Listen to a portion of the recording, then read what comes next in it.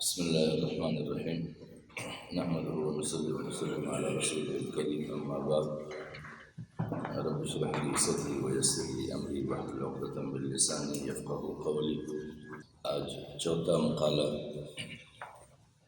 درس کیا جاتا ہے جس کا عنوان انسانی معاشرہ اور اس کا سماجی ارتقاء۔ عام طور پر انسانی معاشرہ لوگ اس چیز کو سمجھتے ہیں کہ جہاں پر افراد کی چند تعداد رہنے لگے تو اس پر معاشرے کا اطلاق تو ہوتا ہے، لیکن جب تک معاشرے کی بنیاد پر نظر نہ ہو تو ہر جمکٹے پر معاشرے کا اطلاق نہیں ہوتا، کیونکہ بنیادی وجہ یہ ہے کہ معاشرے کا بنیادی طور پر اطلاق انسانی تمدنی زندگی پر ہوتا ہے، یکجا رہنے والے انسانوں پر، لیکن یہ ان انسانوں پر منطبق ہوتا ہے کہ جو باقاعدہ انسانی تربیت کے مراحل جن کے لیے ارتفاقات کے 4 منازل رکھے تھے وہ باقاعدہ عملی طور پر اس میں قائم ہوں۔ اگر انسانی تربیت اور انسانی تہذیب، انسانی اخلاقیات نہ ہو کسی جمکٹے میں تو پھر وہ حیوانیت کے زمرے میں آ جاتا ہے، اس پر انسانی معاشرے کا اطلاق نہیں ہوتا۔ اور اسی طرح معاشرے کی بنیاد وہ فرد پر ہے، سب سے پہلے فرد وجود میں آتا ہے، پھر فرد سے اس کا گھر وجود میں آتا ہے، پھر گھر سے بعد میں جا کے قبیلہ بنتا ہے، پھر وہ باقاعدہ معاشرہ تشکیل پاتا ہے۔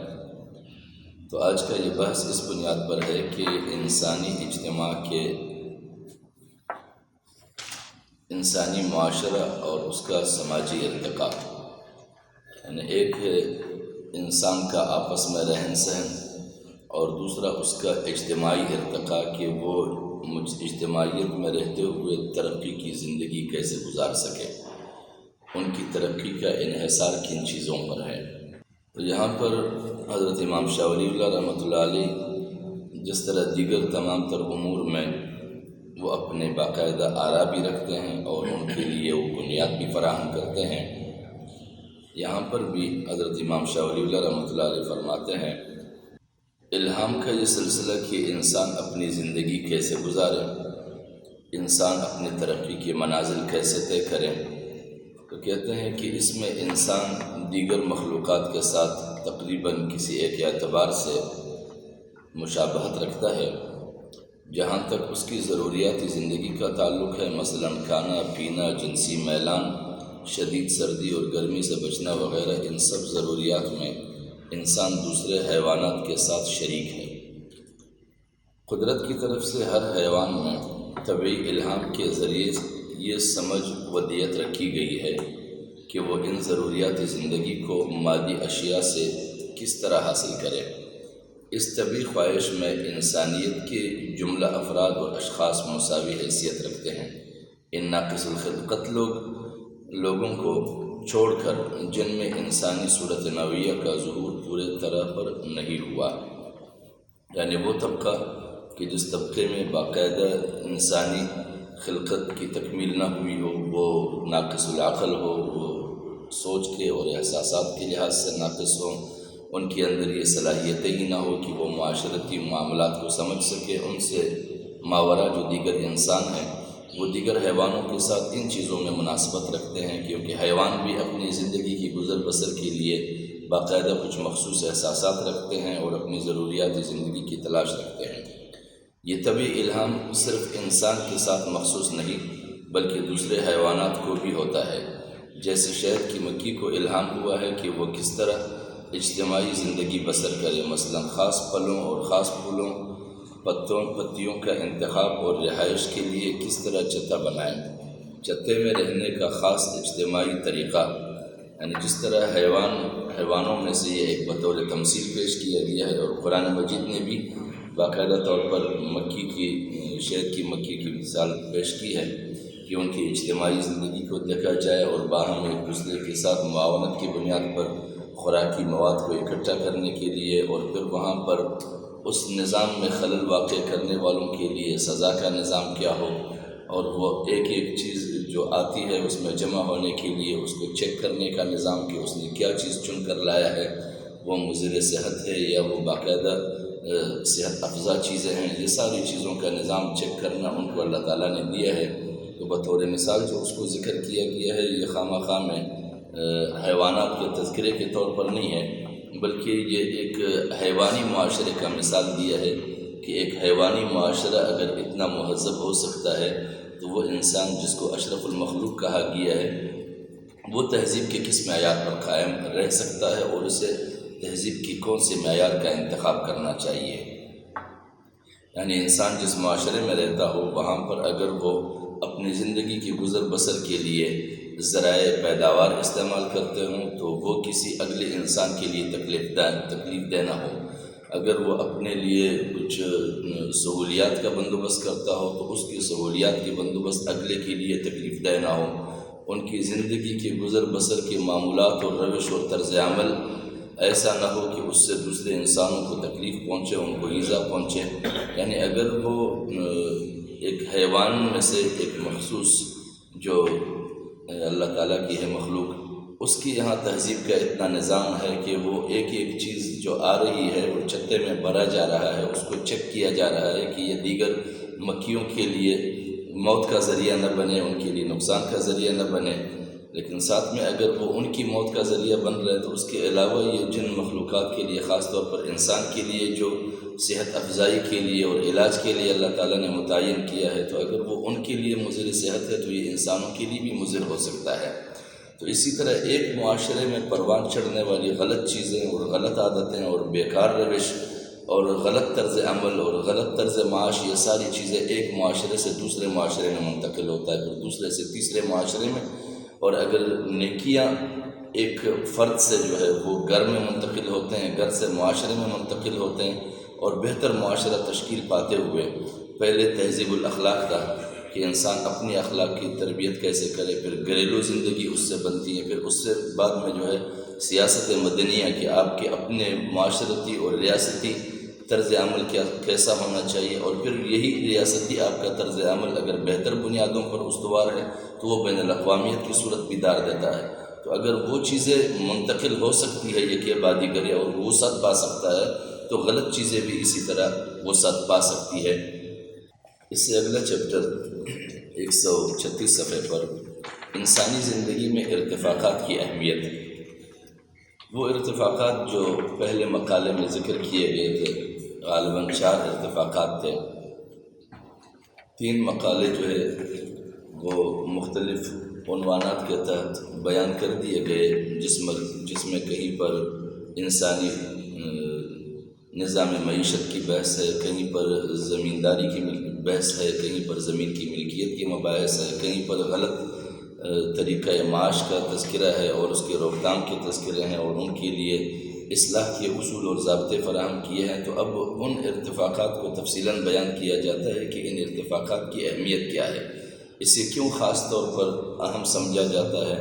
اور ہر جگہ بنیاد بنایا جاتا ہے۔ تو یہاں پر انسانی زندگی میں ارتفاقات کی اہمیت، اسی طرح زندگی انسان کو بھی فطرت کی طرف سے اس قسم کی تعلیم دی گئی ہے کہ مادی چیزوں سے کس طرح نفع حاصل کرے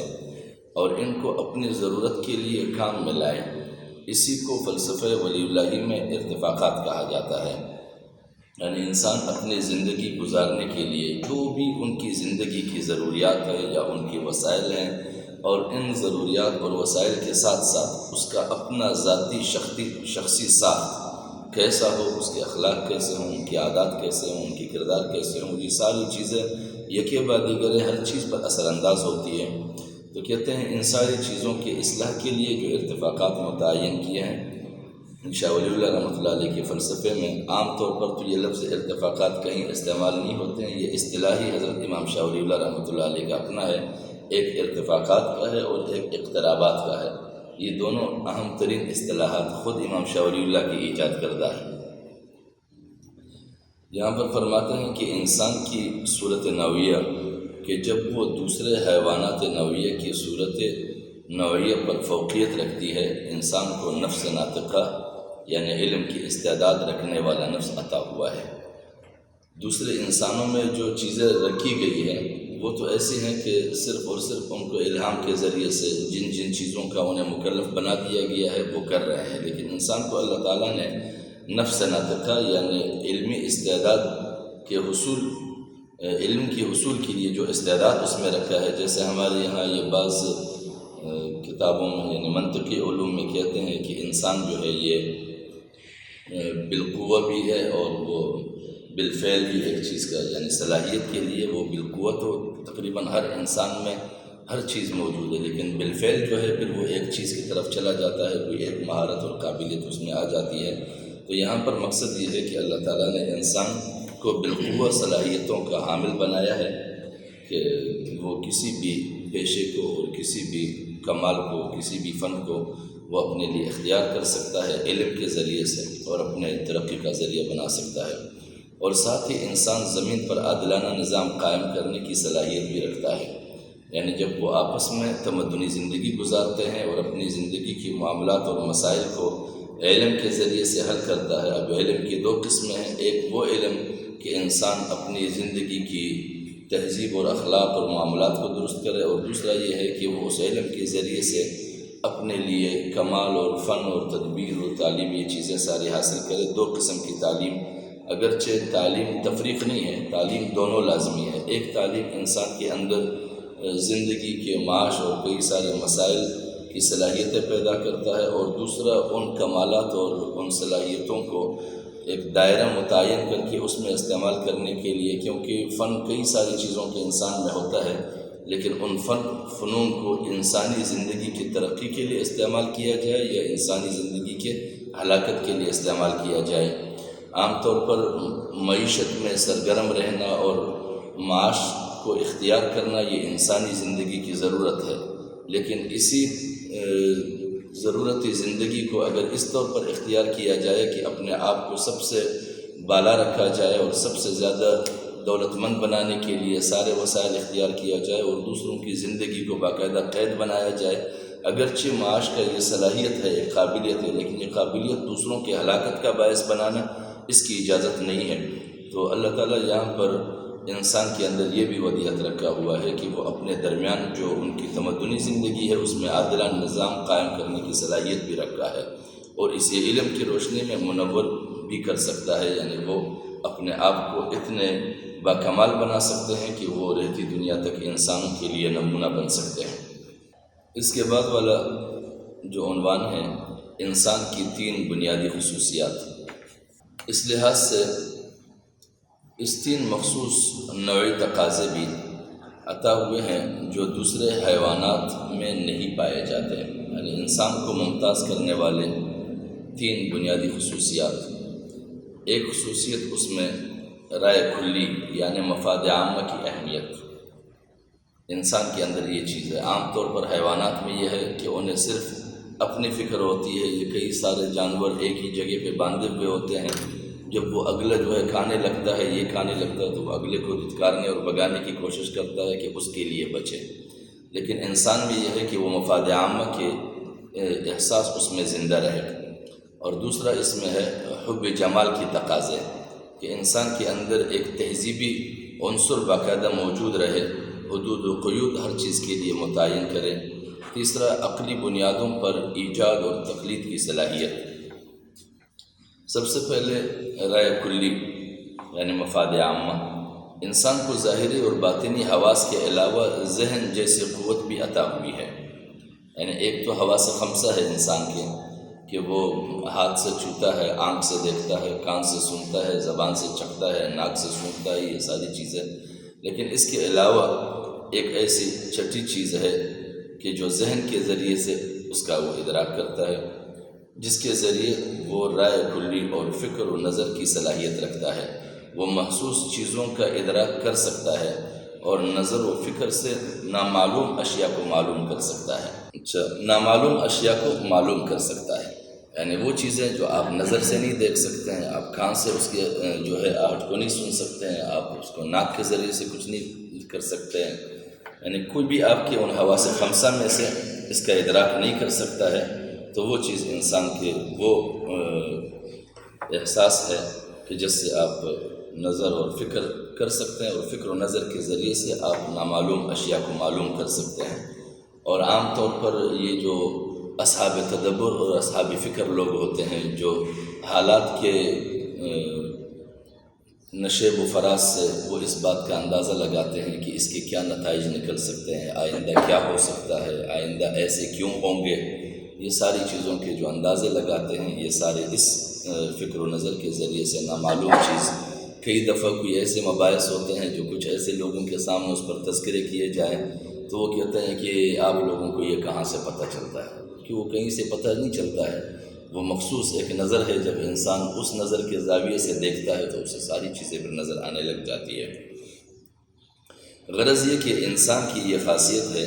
کہ کسی شے کی طرف اس کا میلان رائے کلی سے بھی ہوتا ہے، اور حیوانات میں صرف ان کی طبیعت سے کسی محسوس یا موہوم غرض مثلا بھوک، پیاس اور جنسی میلان کی طرف شوق پیدا ہوتا ہے۔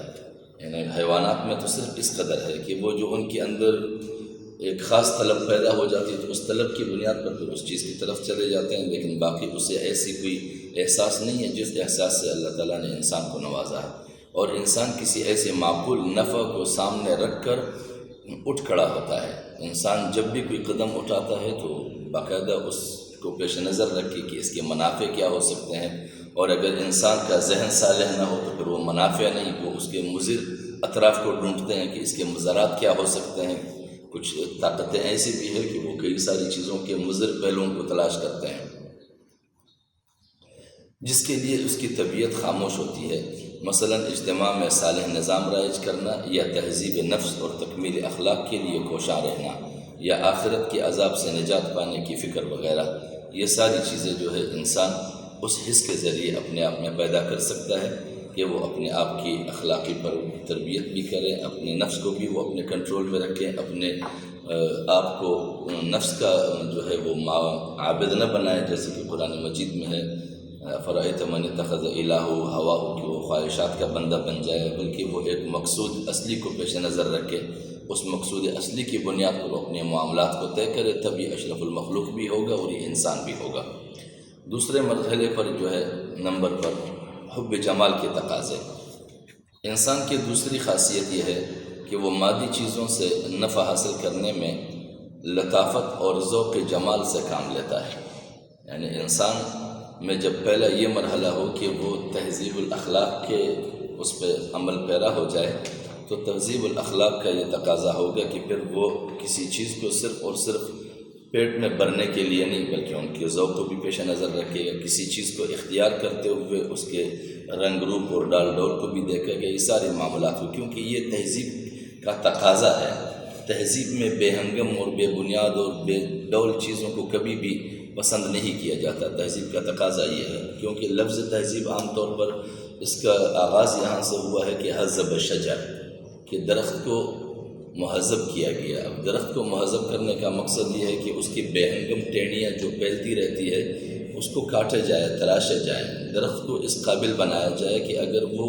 پھل دینے والی درخت ہے تو ان کی توانائیاں بے جا اور فضول صرف نہ ہو، ان کے پل پر صرف ہو۔ اب جب بے ہنگم اس کی ٹہنیاں پھیلتی جائیں گی تو ان کی جو ثمر ہے وہ کمزور ہوں گے اور بے مزے ہوں گے۔ تو اگر ثمر آور درخت ہے تو ان کی ٹہنیاں وغیرہ تراشنے کی ضرورت یہ ہے کہ ان کی توانائیاں جو ہے وہ پل پر صرف ہو جائیں، اور اگر سایہ دار درخت ہے کہ وہ بے ہنگم پھیل کر وہ جنگل کی صورت اختیار نہ کرے، کیونکہ سایہ دار درخت اس وقت کارآمد ہے کہ جب اس کی فضول ٹہنیاں اور لٹکنے والی ٹہنیاں کاٹی جائے تاکہ اس کے نیچے سائے سے استفادہ کیا جا سکے، اور اگر بے ہنگم اس کو چھوڑ دیا جائے تو وہ پھیلتے پھیلتے بالآخر جو ہے وہ تو سانپ اور بچیوں اور کئی سارے خزندوں کی آماجگاہ بن جائے گی، اور جو بھی اس کے نیچے جائے گا تو وہ بجائے استفادے کے وہ اپنی زندگی سے ہاتھ دھو بیٹھے گا۔ اسی طرح انسانی معاشرے میں بھی انسان اگر ان چیزوں کا لحاظ نہیں رکھتا ہے تو وہ انسان خود جو ہے اس درخت کے طرح انسانی معاشرے کے لیے وہ وبال جان بن جاتا ہے، یا پھر وہ چیزیں اس کے لیے وبال بن جاتی ہیں۔ مثلاً اگر وہ شادی کرتا ہے تو شادی کے لیے بھی کم سے کم وہ اخلاقیات کو دیکھے گا، ان کی عادات کو دیکھے گا، ان کے اطوار کو دیکھے گا، ان کے مزاج کو دیکھے گا۔ تو یہ ذوق جمال کا یہ سارا مسئلہ اسی کے ساتھ متعلق ہے۔ تو یہ ساری چیزوں کو دیکھا گیا، کیونکہ وہ شریک حیات جو کوئی لاتا ہے تو اپنے سکون اور معاونت کے لیے لاتا ہے۔ اگر اس کے اندر یہ ساری چیزیں مفقود ہوں گی تو وہ جب گھر آئے گا تو انسان پہلے اپنے معاملات اور اپنے مشکلات سے اور اپنے مصروفیات سے تکا ہوا، اور گھر میں آئے تو مزید عذاب اپنے لیے تیار پالا رکھا ہوا ہوتا ہے. تو انسان ان چیزوں کا لحاظ رکھتا ہے، جیسے یہاں پر ذکر کیا گیا ہے کہ وہ مادی چیزوں سے نفع حاصل کرنے میں لطافت اور ذوق جمال سے کام لیتا ہے. مثلا بہائم تو صرف یہ چاہتے ہیں کہ ان کو ایسی چیز مل جائے جس سے ان کی ضرورت پوری ہو، یعنی پیٹ کی ضرورت پوری ہو یا نفسانی خواہش کی ضرورت پوری ہو. اور انسان صرف حاجت روائی کا خیال نہیں رکھتا بلکہ حسن و تحسین اور مذاق لطیف کا بھی طالب رہتا ہے. مثلا وہ ایک حسین عورت، لذیذ طعام، عمدہ لباس اور اچھے مکان کو پسند کرتا ہے، کیونکہ یہ ساری چیزیں تہذیب کے دائرے میں آتے ہیں. اگر نہ ہو، ایک شخص کی عورت اور بیوی ایسی ہو کہ جیسے وہ دروازے پہ آئے ہیں تو سب سے پہلے وہ سلام اور ملنے کے بجائے وہ برے کلام سنیں، تو وہ باہر والے کیا کہیں گے کہ اس کے گھر میں کیا پل رہا ہے، اس کے جو بچے ہیں وہ کیا اخلاق پائیں گے. اور جب یہ خود اندر جاتا ہے تو یہ کیا وہ بال جھیلتا ہے، وہ اس کو پتہ ہوگا. تو اس لیے وہ کہتے ہیں کہ انسان اور حیوان کے درمیان یہ بھی فرق ہے کہ حب جمال کے تقاضوں کی تکمیل ہو اس میں. اور تیسرے نمبر پر عقلی بنیادوں پر ایجاد و تقلید کی صلاحیت. اس سے معلوم ہوا کہ انسان دوسری مخلوقات سے برخلاف ایسے امور کا بھی اہتمام کرتا ہے کہ جو اسے نہ تو ظاہری حواس خمسہ دیکھنے، سننے، سونگھنے، چھونے، چکھنے کے ذریعے معلوم ہوتے ہیں، اور نہ وہ چیزیں وہم و خیال کے مدرکات سے ہوتی ہیں. اور ان چیزوں کو صرف انسان کی عقل پسند کرتی ہے، جیسے اخلاق کو سنوارنا، نفسی کیفیات پر قابو پانا اور بڑی بڑی سلطنتیں قائم کرنا. یہ ساری چیزیں جو ہے قبل از وقت جب تک وہ وجود میں نہیں آئی ہوں تو یہ جو حواس خمسہ ہے ان میں سے کوئی چیز اس کا ادراک نہیں کر سکتا ہے، لیکن انسانی عقل اور احساسات اس کو تلاش کر رہا ہوتا ہے اور اس کو عملی شکل دینے کے لیے باقاعدہ وہ عملی اقدامات کرتے ہیں. اگر ایسا نہ ہو تو یہ باتیں انسانیت کی تاریخ میں اقوام عالم کے اندر پائی نہ جاتی. تو اگر یہ چیزیں انسان میں نہیں ہوتی تو پھر یہ پچھلے اقوام کے ترقیوں کی حالات اور ان کی سلطنتوں کی کیفیات، یہ ساری چیزیں وجود میں نہ آتی. اس سے اگلے صفحے پر جائیں گے، 139 نمبر صفحے پر. معاشرے کی ارتقاء کی 4 منزلیں. حضرت امام شاہ ولی اللہ رحمۃ اللہ علیہ بدور بازغہ کی مذکورہ تحقیق کی بنا پر شاہ صاحب کے ہاں انسانی معاشرے یا اجتماع کو اپنے ارتقاء میں 4 منزل سے گزارنا پڑتا ہے. یعنی انسان جب بھی کوئی معاشرہ تشکیل دیتا ہے تو اس معاشرے کی تشکیل کے لیے اور اس کی ترقی کے لیے ان کو ان 4 منازل سے ہر حال میں گزرنا ہوگا، اور اس سے ان کے بچنے کا کوئی چارہ کار نہیں ہے. اور جو بچے گا تو وہ معاشرہ نہیں رہے گا، وہ تقریباً حیوانوں کا ایک جھنڈ رہے گا، جرمٹ رہے گا، جنگل میں بسنے والے حیوانات کے مانند ان کا ایک جمکٹا ہوگا، انسانوں کا اطلاق اس پر نہیں ہوگا. اور شاہ صاحب کے فلسفے میں ان کو ارتفاقات کے نام سے موسوم کیا جاتا ہے. اب سب سے پہلے معاشرے کی پہلی منزل ارتفاق اول یعنی تہذیب الاخلاق. شاہ صاحب کے فلسفے کی اصطلاح میں اس کا نام ارتفاق اول ہے. یہ نچلے والے پیراگراف پہ جائیں گے. اس مرتبے کی ایک بنیادی چیز زبان ہے، جس کے ذریعے انسان اپنے دل کی بات دوسروں کو سمجھاتا ہے اور اپنے خیالات سے دوسروں کو زبان کی وساطت سے مطلع کرتا ہے. اگر کسی معاشرے یا اجتماع میں اپنے دل کی بات دوسروں کو سمجھانے کے لیے کوئی زبان نہ ہو تو ایسا معاشرہ کسی بھی کام کو اجتماعی طور پر سر انجام نہیں دے سکتا. یعنی تہذیب الاخلاق میں سب سے پہلی چیز زبان ہے کہ آپ کی زبان کا استعمال کیسے ہوں، آپ کی گفتگو کیسی ہوں، آپ کی گفتگو میں الفاظ کی چناؤ کیسی ہوں. آپ کسی کو متوجہ کرنا چاہیں تو آپ کن الفاظ سے متوجہ کر سکتے ہیں. آپ کی اخلاقیات آپ کی زبان پر نظر انداز وہ باقاعدہ نظر آنے چاہیے. اگر ایسی زبان میں کسی کو پکارا جائے اپنے جانب کہ اس میں الفاظ ایسے ہوں کہ ان کو ابتدا سے رنج ہو جائے تو پھر وہ تعاون کے لیے کیا آئیں گے، وہ قریب کیا آئیں گے، وہ ہمدردی کا رویہ کیا برتیں گے، ان کا کوئی امکان ہی نہیں ہے. اور پھر اگر زبان کے اس اسلوب کو پیش نظر نہ رکھا جائے تو پھر اس کے لیے ترجمانی کا کوئی ذریعہ نہیں رہ جاتا ہے. اس کی زبان اور حیوان کی زبان میں پھر کوئی فرق نہیں رہتا ہے۔ حیوان کی کیفیت کو دیکھ کر کوئی اگر جا کے اس کے ساتھ جو بھی رویہ کر لے اور اگر اس کے کیفیت کو کسی نے محسوس نہیں کیا تو پھر وہ جس حال میں پڑا ہوا ہے تو انسان کے لیے لازم ہے کہ اس کے تہذیب الاخلاق کا آغاز اس کی زبان سے ہو اور اس کی زبان سے گفتگو کے ذریعے نظر آنے لگے اور سننے کو ملے۔ اور اس کے چند سطر آگے اور پھر انسان کوشش کرتا ہے کہ کسی مناسب آواز اور الفاظ کے ذریعے اپنے اس وجدان یا احساس کا اظہار کرے، جو بھی اس کے اندر احساس ہے یا جو اس کے درد دل ہے یا جو اس کی فکر ہے، جو اس کا سوچ ہے، وہ تب لوگوں کے لیے قابل قبول ہو سکتا ہے کہ اس الفاظ میں تہذیب کا عنصر شامل ہو، تو پھر وہ لوگوں کے لیے قابل قبول ہو سکتا ہے۔ اس قسم کے الفاظ و عبارات کو کسی زبان کا ابتدائی مرحلہ سمجھا جاتا ہے اور اس کے بعد اس زبان میں روز بروز وسعت ہوتی رہتی ہے اور اس کے اندر ایسے الفاظ پائے جاتے ہیں کہ لوگ ان کے الفاظ کو دیکھ کر ان کے گرویدہ بن جاتے ہیں اور ان کی فکر کے متبع ہو جاتے ہیں۔ اگلا پیراگراف ہے معاشرے کے اس پہلے مرتبے کی دوسری چیزیں یہ ہیں، کھیتی باڑی، کنویں کھودنا، کھانے پکانے کی کیفیت معلوم کرنا، برتن وغیرہ بنانا، چوپائیوں کی پرورش کرنا اور ان کو سواری کے کام میں لانا اور ان کے گوشت، پوست، بال، پشم، دودھ اور نسل سے نفع حاصل کرنا وغیرہ۔ پوشاک اور جائے رہائش بھی اس پہلے مرتبے کی ضروریات میں داخل ہیں۔ اس منزل میں انسان کے لیے ایک رفیق حیات کی بھی ضرورت ہوتی ہے جس میں کوئی دوسرا انسان مزاحمت نہ کر سکے۔ اس سے وہ جنسی جذبات کی تسکین کے ساتھ بقائے نسل اور گھریلو کاروبار میں مددگار کا کام بھی لیتا ہے۔ یعنی یہ پہلا مرحلہ جو اس کی زبان کا ہے، جب اس کی زبان کا اصلاح ہوگا تو اس کی زبان کے بعد پھر وہ معاشرے کے درمیان اترے گا۔ معاشرے کے درمیان میں جب اترے گا تو وہ اپنی زندگی کے عمل کو وہ وسعت دے سکے گا، ایجادات میں بھی اور ذرائع آمدن میں بھی اور ذرائع کاشت میں بھی، ذرائع کاروبار میں بھی، ذرائع معیشت میں بھی،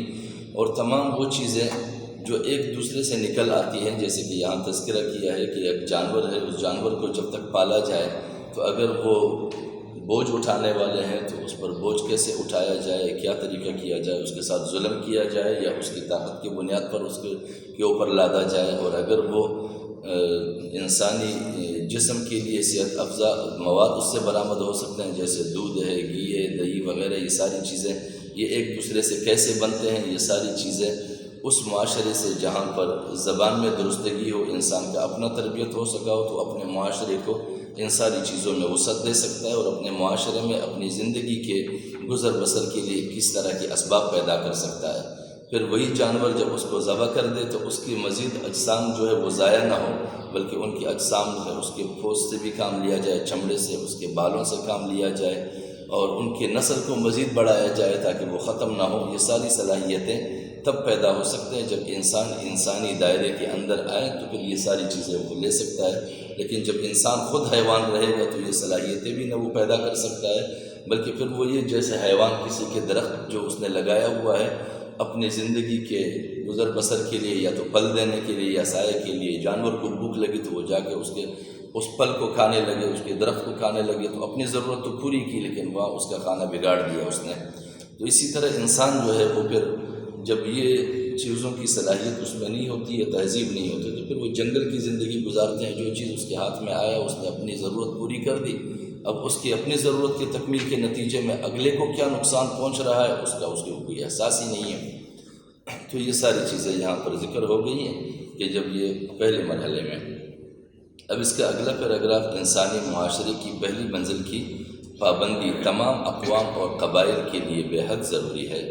اس کی پابندی کیے بغیر ان کا اجتماعی زندگی بسر کرنا دشوار بلکہ ناممکن ہے۔ اگر یہ چیزیں نہ ہوں اور حیوان کے مانند انسان رہتے ہوں تو نہ وہ ایک ساتھ رہ سکتے ہیں اور نہ یہ ایک دوسرے کے لیے معاون بن سکتے ہیں، بلکہ وہ ایک دوسرے کو کاٹنے کے در پہ ہوں گے۔ جیسے حیوانات کئی سارے اس طرح کے ہیں، جب وہ بھوکے ہو جائیں تو پھر انہیں یہ احساس نہیں ہوتا ہے کہ کہیں اور سے کچھ لایا جائے یا کھایا جائے، وہ ایک دوسرے پر ٹوٹ پڑتے ہیں۔ اور کبھی کبھار انسان کی جب حواس کام چھوڑ جائیں یا انسان مجبور ہو جائے، کئی ایسے واقعات سننے میں آئے ہیں کہ کچھ جگہوں پر ایسے تھے کہ قیدیوں کو اس طرح بند رکھا گیا کہیں پر کہ ان کو نہ کھانے کے لیے کچھ ملتے تھے نہ پینے کے لیے کچھ ملتے تھے، تو پھر وہ یہاں تک آئے کہ وہ قیدی باہم ایک دوسرے کو کاٹنے لگے،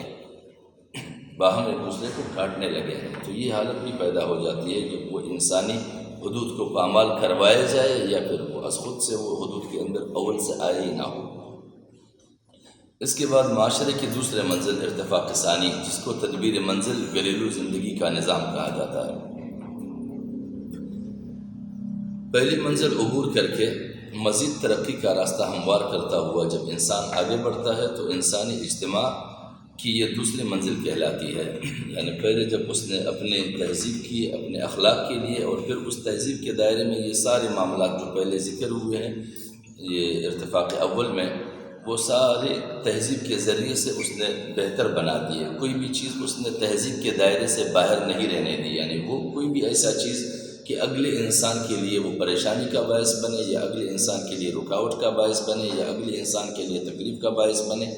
ایسا کوئی بھی حرکت اور عمل اس نے نہیں چھوڑا، اپنے آپ کو ایک دائرے میں پابند کر دیا، تو پھر وہ اگلے مرحلے کی جانب ترقی کا راستہ اختیار کرتا ہے۔ انسانی اجتماع معاشرتی ارتقاء میں پہلی منزل عبور کر کے مزید ترقی کا راستہ ہموار کرتا ہوا جب آگے بڑھتا ہے تو انسانی اجتماع کی یہ دوسری منزل کہلاتی ہے، اور فلسفہ ولی الہی میں اس کا نام ارتفاق دوم۔ اس میں انسان پہلی منزل کی سادہ شکل پر قناعت نہیں کرتا، یعنی جو چیزیں اس نے پہلے اختیار کر دی بس اسی پر اس کی زندگی کی ذمہ داریوں کی تکمیل نہیں ہو جاتی ہے، کیونکہ اللہ تعالیٰ نے جو انسان کو پیدا کیا ہے اس کو ایسا پیدا نہیں کیا ہے کہ وہ عام حیوانوں کی طرح اپنے وقتی ضروریات کی تکمیل کر کے بس اسی پر بس کر دے اور پھر اپنی زندگی کے ایام گنتے رہیں کہ جب تک وہ زندہ ہے اور جب اس کا وقت ختم ہو گیا تو مر گیا، کیونکہ یہ اس انسان کی عادات اور اطوار نہیں ہو سکتے ہیں جو ایک ذات پاک کو ماننے والے ہوں اور وہ تہذیب کے دائرے میں ہوں۔ یہ ان لوگوں کی روش ہے جو خدا کے وجود کی یکسر مکمل منکر ہو اور تہذیب کا کوئی عمل اس کے درمیان نہ ہو، تو پھر وہ یوں کہتے ہیں کہ انسان جو ہے وہ لہو و لعب کے لیے پیدا ہوا ہے، جتنا وقت اس نے گزار دیا، پھر وہ ما یہلکنا الا الدہر، پھر اس کا دورانیہ مکمل ہو جاتا ہے، وہ ختم ہو جاتا ہے۔ جیسے کہ یہ میادی چیزیں کچھ بنتی ہیں، شیشے کے گلاس بھی ہوتے ہیں، کپ بھی ہوتے ہیں، اس کا اپنا ایک میاد جب مکمل ہوتا ہے تو آپ چیز ڈالتے ہیں وہ ٹوٹ جاتا ہے، تو وہ کہتے ہیں کہ انسان بھی اس طرح کی چیز ہے۔ تو ایک مہذب انسان اور تہذیبی دائرے میں رہنے والے انسان کی سوچ اتنے محدود نہیں ہوتے ہیں، وہ آگے بڑھتے ہیں۔ اللہ تعالیٰ نے انسان کو ترقی پذیر مخلوق بنایا ہے، تو یہ اس ارتفاق دوم کے ذریعے پھر وہ مزید آگے بڑھتا ہے، قناعت نہیں کرتا بلکہ اپنی ضروریات پورا کرنے کے لیے اچھے ذرائع کی تلاش رکھتا ہے،